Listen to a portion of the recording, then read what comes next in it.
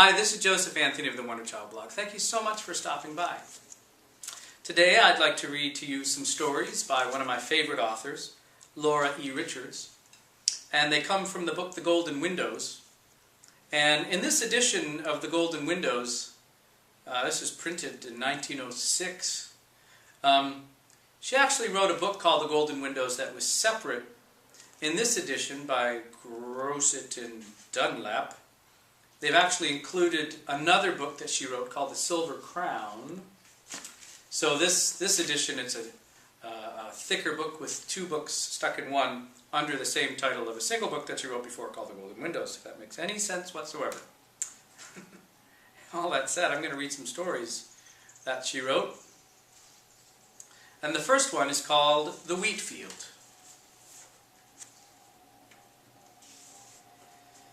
Some children were set to reap in a wheat field. The wheat was yellow as gold. The sun shone gloriously, and the butterflies flew hither and thither. Some of the children worked better and some worse, but there was one who ran here and there after the butterflies that fluttered about his head and sang as he ran. By and by evening came, and the angel of the wheat field called to the children and said, "Come now to the gate, and bring your sheaves with you." So the children came, bringing their sheaves. Some had great piles, laid close and even, so that they might carry more. Some had theirs laid large and loose, so that they looked more than they were.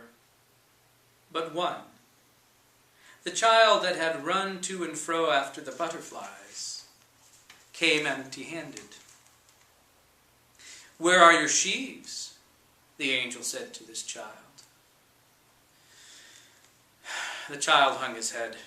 "I do not know," he said. "I had some, but I lost them. I know not how." "None enter here without sheaves," said the angel. "I know that," said the child, "but I thought I would like to see the place where the others were going. Besides, they would not let me leave them." And then all the other children cried out together. One said, "Dear angel, let him in. In the morning I was sick, and this child came and played with me, and showed me the butterflies, and I forgot my pain. Also, he gave me one of his sheaves, and I would give it to him again, but I cannot tell it now for my own." Another child said, "Dear angel, let him in. At noon the sun beat on my head so fiercely that I fainted and fell down like one dead. And this child came running by, and when he saw me, he brought me water, and it revived me. And then he showed me the butterflies, and I was so glad and merry that my strength returned. To me he also gave one of his sheaves, and I would give it to him again, but it is so like my own that I cannot tell which it is." A third child said, "And just now, angel, as evening was coming, I was weary and sad, and so few sheaves that it seemed, and had so few sheaves that it seemed hardly worth my while to go on working. But this child comforted me, showed me the butterflies, and gave me of his sheaves. Look, it may be that this was his, and yet I cannot tell, for it is so much like my own." All of the children said, "We also had sheaves of him, dear angel. Let him in, we pray you." And the angel smiled, reached his hand inside the gate, and brought out a pile of sheaves. It was not large, but the glory of the sun was on it, and so it seemed to lighten the whole wheat field. "Here are his sheaves," said the angel. "They are known and counted, every one." And he said to the child, "Lead the way in."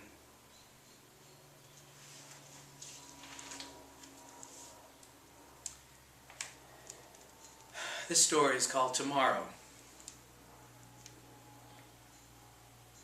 In the land of tomorrow, near the entrance gate, two newly arrived spirits met and looked each other in the face.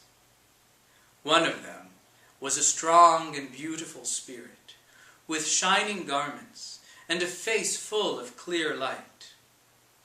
But the other was little, pinched and grey, and she trembled and cowered as she went. "What ails you?" asked the first spirit, "that you cower thus?" "I am afraid," answered the second. "It is all so strange here. I have no home, no friends, and I'm alone and frightened." "That's strange," said the strong spirit. "I've never felt so at home before. Everything is friendly to my eyes. The very trees are as if I had known them always." "Oh, let me hold your hand," said the frightened one. "You seem so strong and tread so freely. I shall perhaps not be so afraid if I am with you. I was a great lady on the earth, and I lived in a fine house, and had servants to run and ride for me, and jewels and rich dresses, and everything that heart could desire. Yet I had to leave them all in haste and come alone to this strange place. It is very terrible. Was it so with you?" "No," said the other. "I came willingly." The frightened spirit clung to the other and peered in her face. "Tell me," she cried, "did we ever meet on earth? Your face is not only friendly, it is familiar. It is as if I had seen you often. Yet none of the noble ladies I knew had such strength and grace. Who were you, beautiful angel?" "I was your washerwoman," said the other.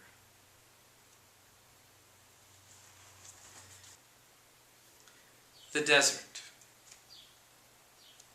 Once a child was sent on a long journey, and midway on the journey he came to a desert. It was a dreadful place. The sand was like grains of fire about his feet. There was no shade, and the sun beat down upon his head. But worst of all, there was no water.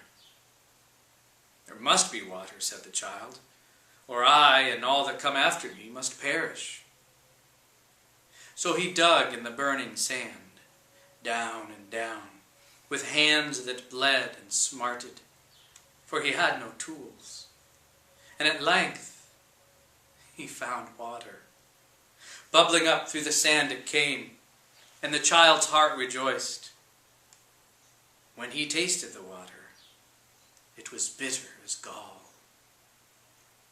"Bitter or sweet, it is still water," said the child, and he drank and went on his way.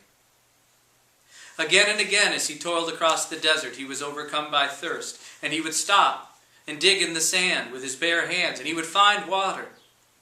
And every time it was bitter. At last he came to the end of the desert and lay down to rest, stretching himself at length in the cool grass, looking back along the way he had come. As he looked, he saw another child coming across the desert, not slowly and painfully as he had come, but tripping joyfully along and singing as he came. The first child wondered much at this, and when the other was near enough to be called to him, he said, "Have you too come across the desert?" "Yes," said the other.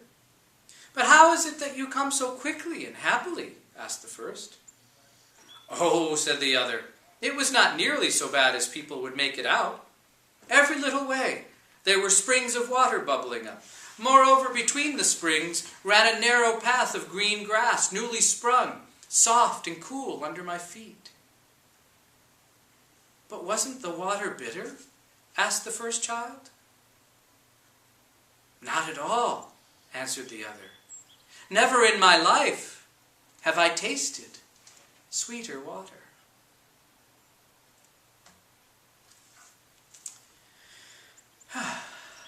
Hope you enjoyed those stories.